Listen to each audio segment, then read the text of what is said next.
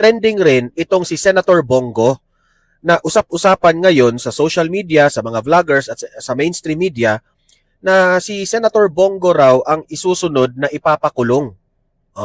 Ganyan po ngayon ang Administrasyong Marcos. Dahil natatakot na sila for 2028, kailangan siguro nilang ipakulong si Bongo, no? Itong si Bongo yung pinatutungkulan ko. Ito si Bongo, siya na naman ang planong ipakulong. Kasi po, baka raw si BP Sara, kapag ma-impeach si BP Sara, si Bongo raw ang tatakbong presidente. Di ba? Mananalo rin yan si Bongo. Kaya ngayon, sige, dahil si Bongo ang pangpalit nyo kay BP Sara, si Bongo ang isusunod nating ikukulong. Bago natin ito pag-uusapan, help me po muna na i-like at saka i-share itong ating video para guys kakalat ito sa taong bayan ha. Marami po ang makaalam sa mga nangyayari ngayon sa bansa. Okay? Like and share na. At sa mga hindi pa nakasubscribe at lagi kayong nanonood dito sa Don Mar TV, pindutin nyo na ang subscribe button. Okay? Kasi libre lang naman ang mag-subscribe. Walang bayad yan ha. Kapag nakasubscribe na kayo sa akin, lagi na kayong updated sa ating mga trending, mga breaking news at updates dito sa Don Mar TV. Okay?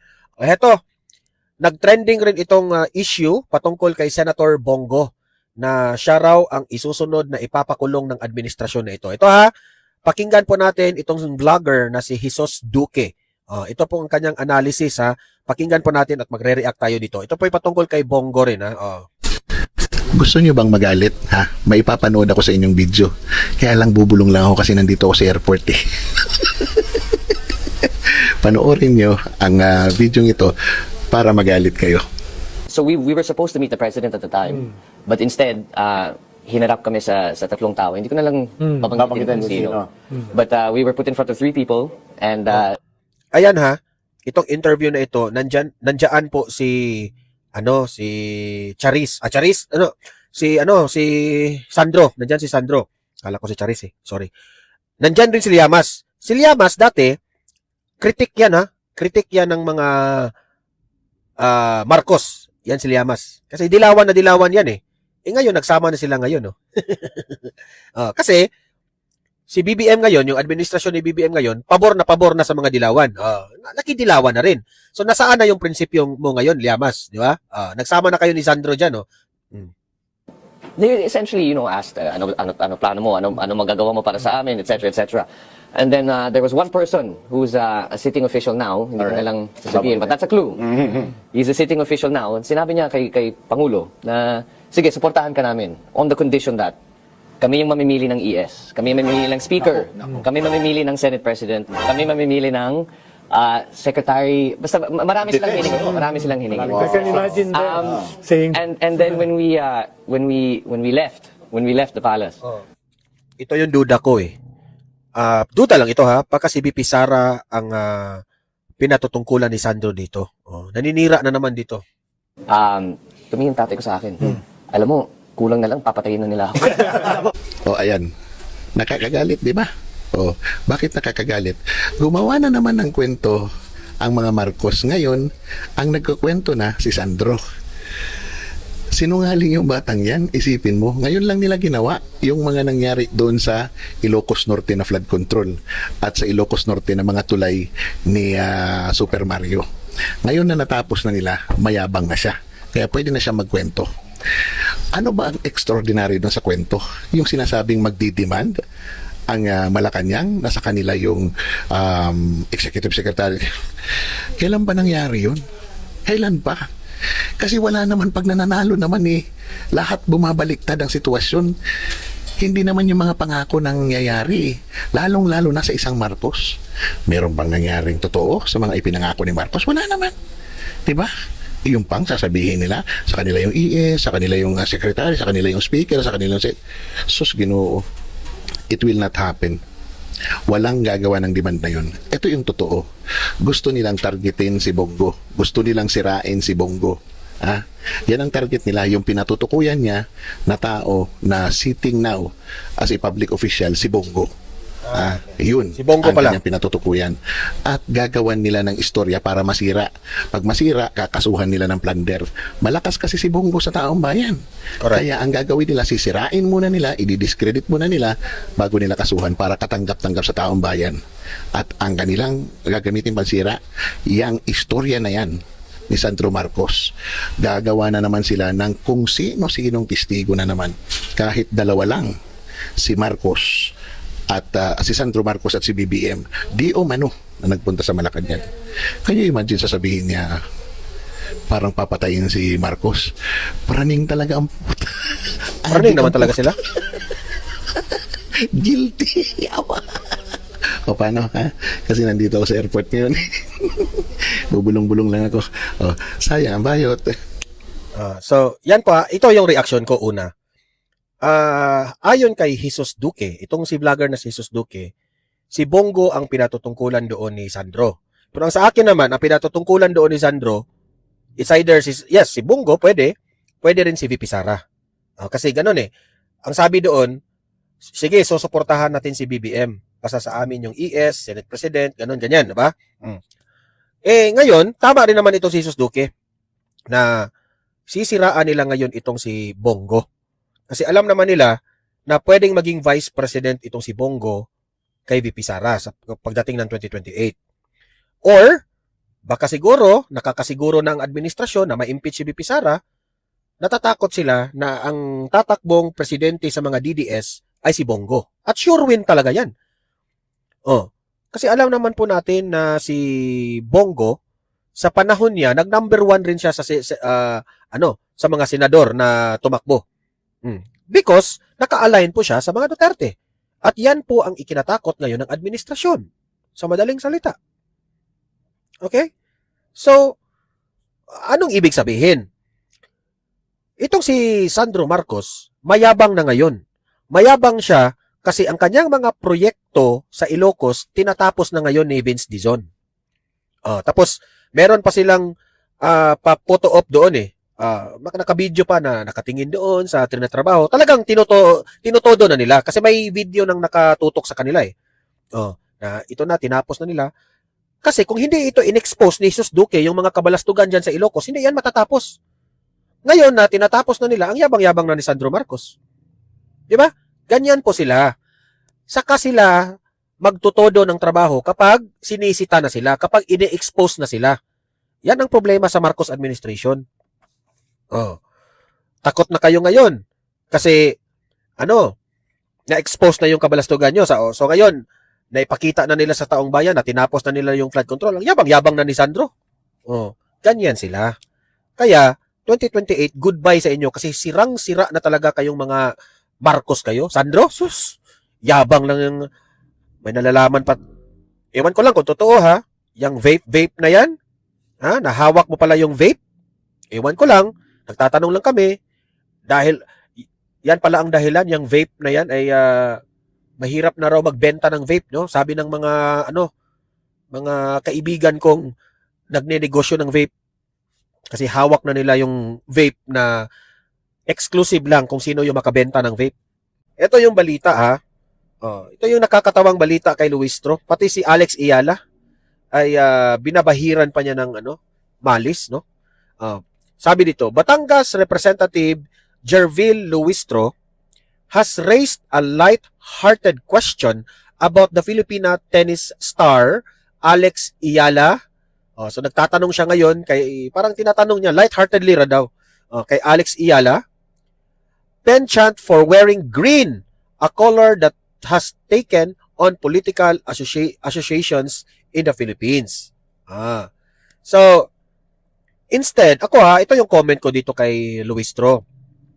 Instead na i-appreciate natin ang pagwagi, ang pagkapanalo ng ating Pilipina na sports tennis, no, na si Alex Iyala, ay bakit kailangan pa nating banggitin ang kulay ng kanyang sports attire o damit niya?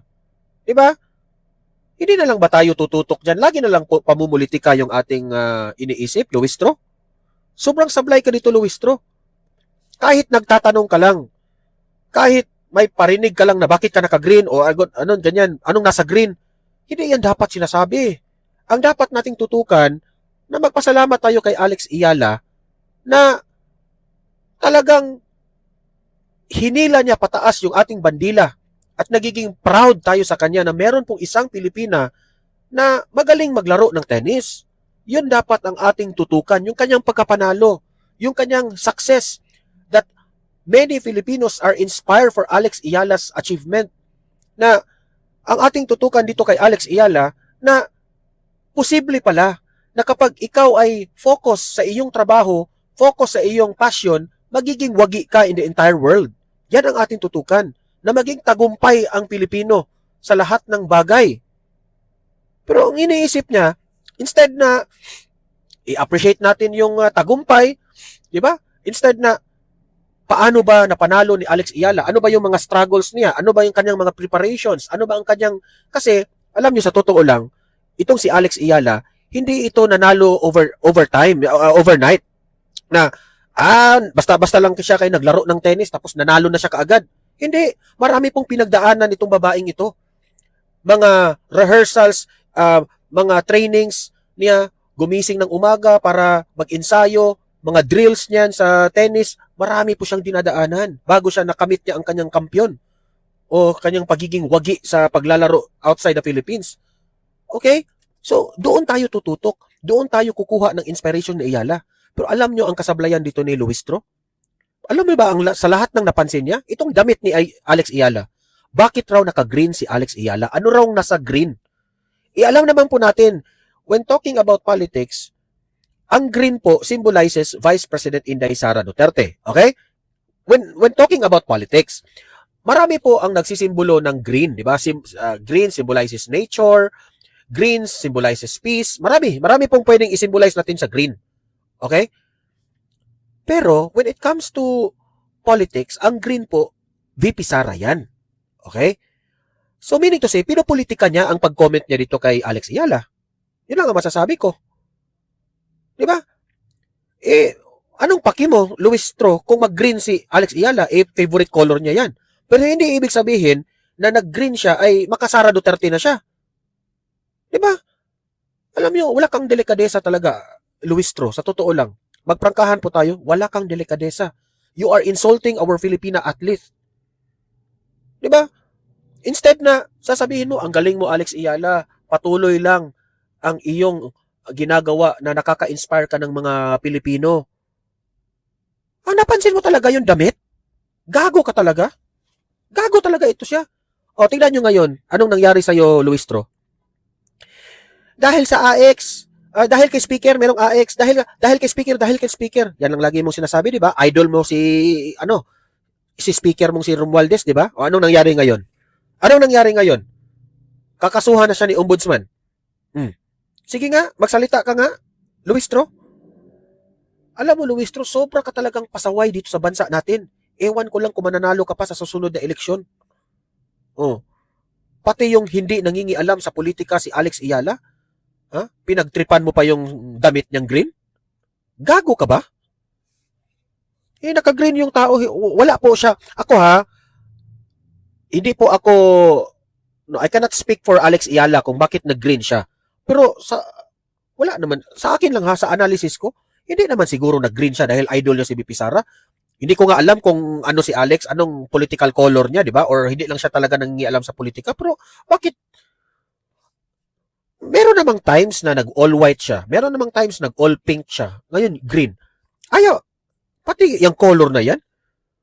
Sa totoo lang, hindi ko rin alam kung kakamping ba ito siya. Yan kasi ang hirap sa atin dito sa bansa natin ngayon Kailangan talaga, lahat na lang ng tao, ikakategorize ka na, ano ka ba, pinklawan ka ba, o DDS ka, gano'n na talaga Hindi pa pwedeng tayo magkaisa na lang? Di ba? Despite of our differences sa ating political, color, ma-DDS ka man sa atin yan. Given na yan, may kanya-kanya po tayong paniniwala when it comes to politics, pero when it comes to sports naman, pahinga muna tayo sa sa kulay politika. 'Di ba? Kahit sa sports naman, i-appreciate naman natin yung mga athletes natin. Hindi yung puro na lang tayo pamumulitika. Let her be. Kung anong isuot niya, bahala na yan. Importante, i-appreciate natin yung tao na merong siyang dinadala na proud tayo. Di ba? Sobra ka talagang sablay, Luistro. Ewan ko na lang ha, kayong mga na tagapakinig dito sa Donmar TV. Ito may sasabi ko, huwag nyo nang iboto ito. Talagang sa distrito ni Luistro, alam nyo na kung anong gagawin ninyo sa babaeng ito. Ngayon naman, ipapakita ko sa inyo gaano kapalpak itong administrasyong Marcos. Tingnan nyo ang nangyari sa bansa natin. Dahil sa kakulangan ng pagmamahal ng kapwa natin Pilipino, ilang taon na tayong nagpoproblema dito sa baha na ito, hindi pa rin ito na-solve ni BBM. Ito po nangyari.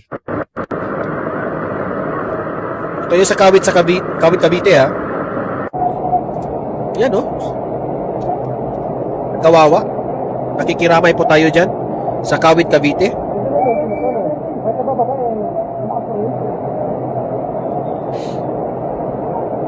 Sa mga audience ko dito sa Donmar TV na gustong tumulong sa mga kababayan natin dyan sa Kawit Cavite, idirekta nyo na mismo doon. Huwag nyo nang idaan kahit kanino kasi kukurakutin lang yan. Tingnan nyo. Hanggang dibdib po ang baha. Ito po yung 5,500 flood control project ni BBM. Ayan o. BBM, hindi ka na ba nahiya dyan? Oh. Sino ang may hawak dyan sa Kawit Cavite, ang flood control ng Kawit Cavite? Sino ang may hawak dyan? Tanungin nyo yan. Kapit lang, kapit lang, kapit. Kawawa. Makakasurvive din yan, kapit lang. Huwag na kasing bababa, alam ng maliit eh. Alam nyo ba kung gaano kalaki yung nasisira nilang pondo niyan? Oh, back to zero na naman ito mga pamilya na ito. Marami na namang mga appliances ang mga nasisira nito. Mga pinupondo nilang pera sa bahay nila. Malaking trabaho na naman yan. Kawawa. Kasi po, kinurakot ng mga kawatan. Laban lang, laban. Oh, ito na yung resulta sa mga Agos. binoto ninyong politisyan. Hirap makatawid. Binoto niyo nagpadala kayo sa mga nila mga AX, mga kung ano-anong mga ayuda. Ito. Ano nangyari sa atin? Kawawa. Ayan na.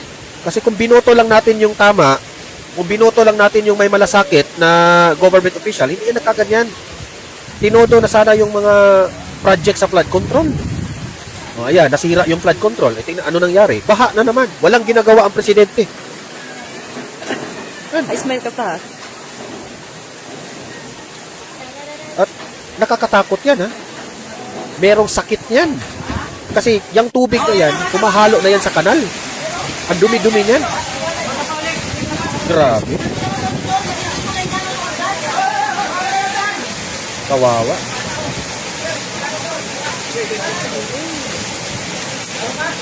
Kaya every time na bumaha sa Pilipinas, wala talagang ibang Arvin, buhatin nyo.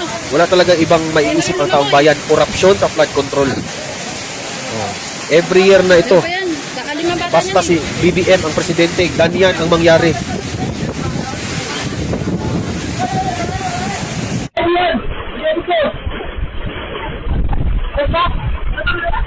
Baha.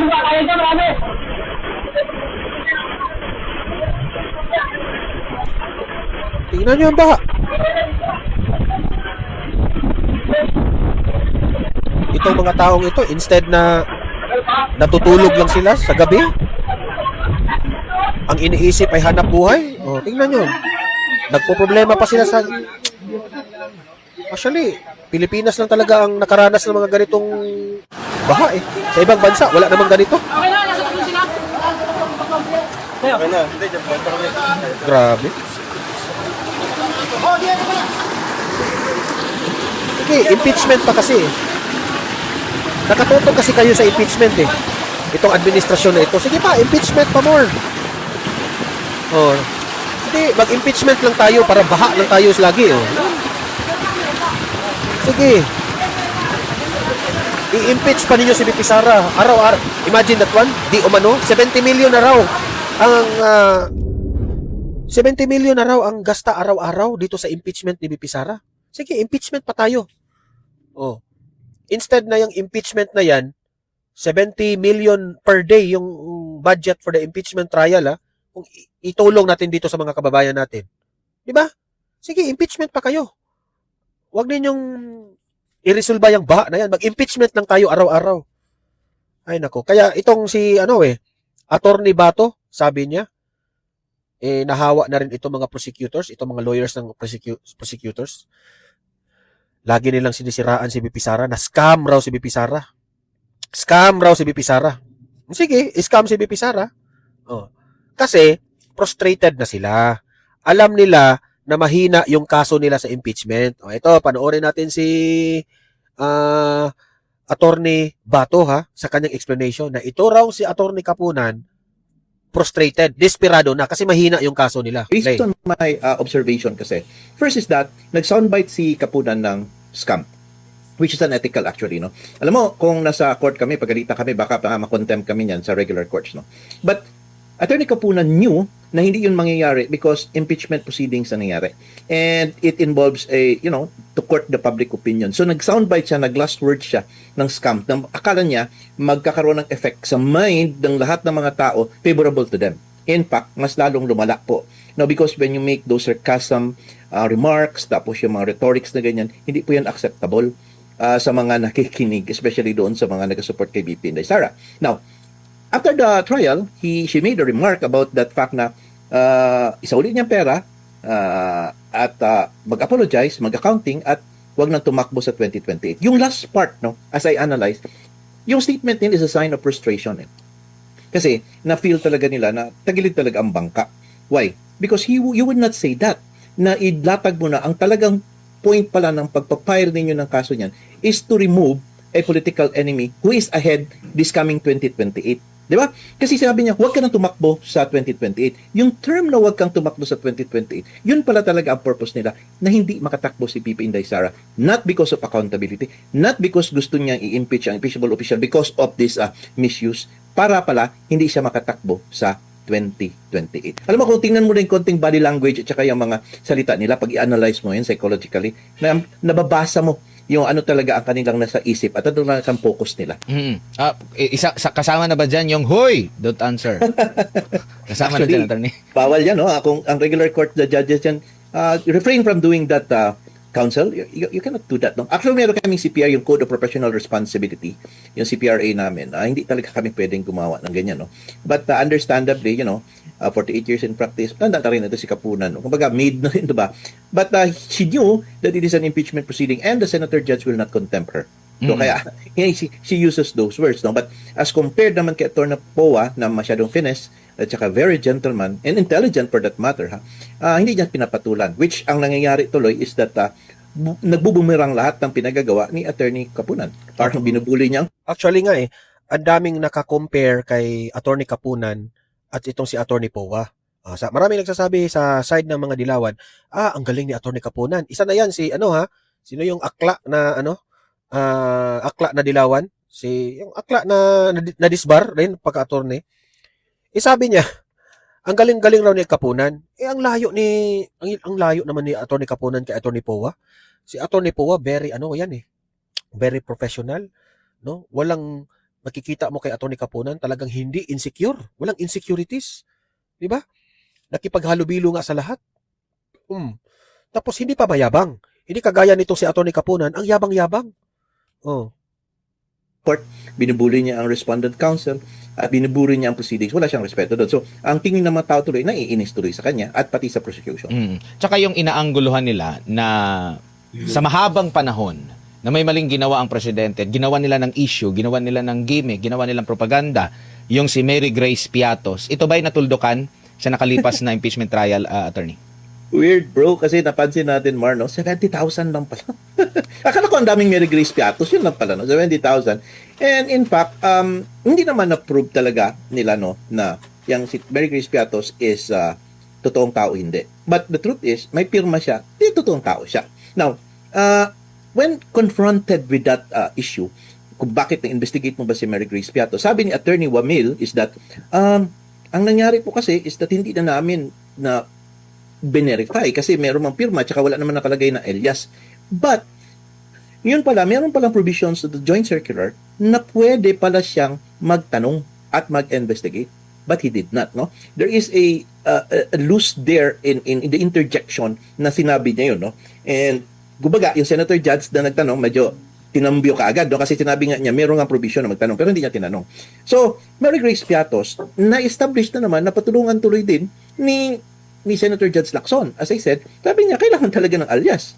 I've been on PNP chief and I knew what's happening. We cannot state the name of the person. So, hindi natuldukan si Mary Grace Piatos. In fact, Mary Grace Piatos is known as really as an alias, and natanong pa nga ni Lacson, may clearance ka ba to determine that sealed vote? Na kumbaga, meron kaming vote para sa confidential informants na doon talagang tunay na pangalan. So, meron ka ba clearance to open that? Wala po. Kaya pala, wala kang clearance. Yan ang problema sa circular na yan. Dapat, ayun na. Binanatan na naman ni Lacson. So, what I'm trying to say is may defective talaga ang circular. Now, kung that is the basis na pagka yung sa audit process, yung joint circular, which one of the senator judge who is bihasa sa paggamit ng confidential and intelligence funds found out that it's defective. So, lahat po ng proceedings na nangyari dyan, defective. So, bakit ba natin ipapatuloy itong trial na ito sa Article 1 impeachment? Isingit na rin natin yung AR, no? Yung acknowledgement receipt na yun din yung Yes. ipinalulutang nila na mali talaga yung paggamit ng AR. Parang narinig din natin na doon na alangan naman mag-issue ang BIR doon sa mga informant. Halimbawa, rebelde, meron kang espiya doon, mag-release sila ng OR at makita doon, bubuwisin nila yun. Attorney, ano Yes. take niyo po Yes. dyan? That's true, no? Actually, ang hinahabol na rin, kung pagdating sa purchase of information, no problem. I think hindi nila tinitira yun, no? And pagdating po sa reward, wala naman silang problema. Basta lang daw i-comply yung mga ibang requirements, yung causal link. Nung tinanong naman siya, paano mo i-determine ang causal link? Hindi naman masagot ni Attorney Wamil. Sabi naman ni Lacson, yan ang sinasabi ko. Kasi nga, ang kaya nyo, wala kang clearance wala ka. So parang inibig sabihin, ito palang lahat ng bagay na ito, bro. Kapag lahat ito, Marno, lahat na ito ng mga papel, pwede pala nilang talagang tingnan kung ginamit talaga ang pera doon for the purpose intended na nakalagay sa ARs, no?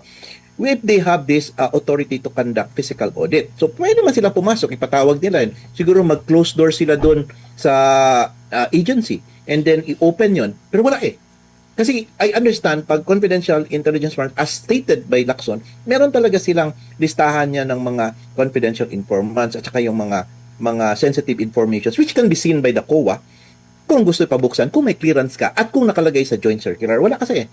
So, having said that, hindi talaga ma-prove ang misuse. Ang ginagamit niya yung presumption na meron daw misuse kapag hindi ka makapagbigay. Pero tama naman yung sinabi mo, hindi pa naman final ang notice of disallowance. Kasi, as I remember, yung opening statement ni Attorney Season, may motion for reconsideration pa daw sila na hindi pa yata na-resolve.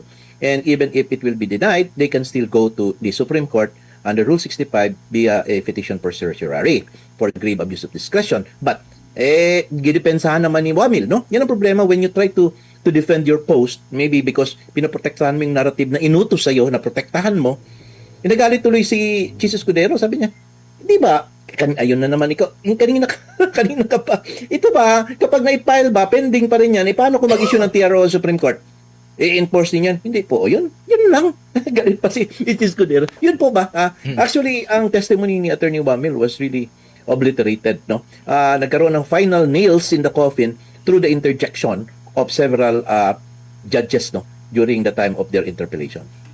And dahil hindi pa nga final, hindi pa executory, kumbaga dito malinaw talaga na nagkaroon ng selective justice ba? Kasi Klaro. sa dinami-dami ng mga ahensya at sa dinami-dami, actually sa kapakanan ng ating mga kababayan, accessible po yung mga reports ng Yes. COA na ako kasi pag masyadong marami kasing attorney, doon ako sa pinakalast Sa pinakalast kasi nandun yung mga recommendation, mga puna nila. Yes. Ang dami, halos lahat siguro, kung hindi lahat, halos lahat yung meron talaga silang so ibig sabihin ba masama na, at kung may mga pagkakamali ba dito, automatic pagkakamali ang ng kasi kung halimbawa may notice of disallowance o problema doon sa pera ng Office of the President, may kasalanan na diretso agad kung ganyan yung tsuri na ating susundin po, attorney. Yes. Alam mo sa confidential in intelligence funds, no, wala pa ako nakita ng mga recommendation pagka merong notice of disallowance na immediately i-refer sa ombudsman. Kasi ang trabaho lang kasi talaga ang usual problem kasi sa confidential and intelligence funds is that ang reporting requirements hindi nasusunod ba? Although na-dispose ng pera, naibigay na doon sa informants, nagamit na sa confidential nature of the operations, hindi na-fulfill ang requirements ng pag-report, ng pag-liquidate. Kasi nga, hindi naman yun. Kung ibigay nga yan ng head of agency to another person, ipa-disburse, siyempre, tumatapon yan doon sa iba't ibang tao, no? Until mag-abot talaga yan doon sa kaso. Hindi naman yung head of agency ang magbibigay doon sa direct sa baba, di ba?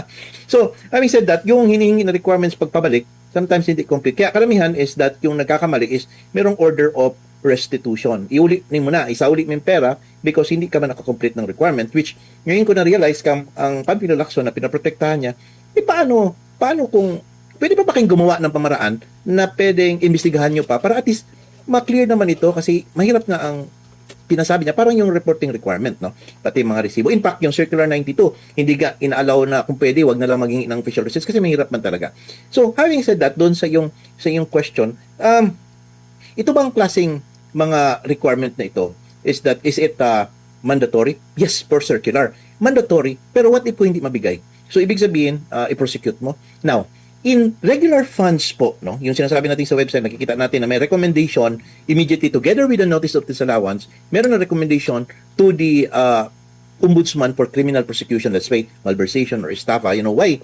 Because yung sa mga regular funds, usually problema doon na yung mga bidding, hindi sakto ang bidding or nag-negotiated purchase, tapos dapat daan sa ganito. Meron talagang evidence na, trail na, meron talagang nagnakaw o may nagmalverse or technical. Kaya, aside from restitution, is that recommendation for prosecution. But in confidential funds, hindi po, demand lang yan to restitute kung hindi mo